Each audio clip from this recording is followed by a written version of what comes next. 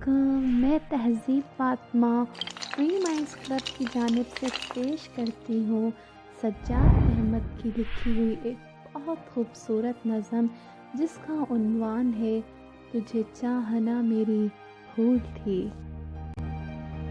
خدا سے تاریخ راتوں میں تجھے مانگنا میری بھول تھی۔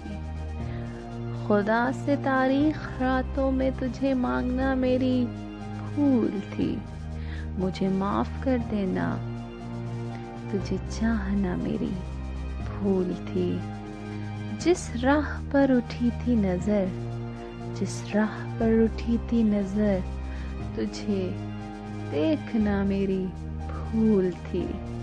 کوئی غزل ہو کوئی نظم ہو، کہیں رات تو کہیں سحر ہو، وہ گلی گلی وہ شہر، تجھے ڈھونڈنا میری بھول تھی۔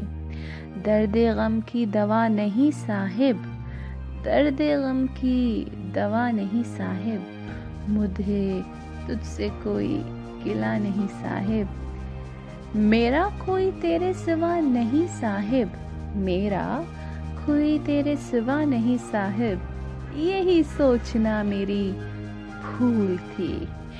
مجھے معاف کر دینا، مجھے معاف کر دینا، تجھے چاہنا میری بھول تھی۔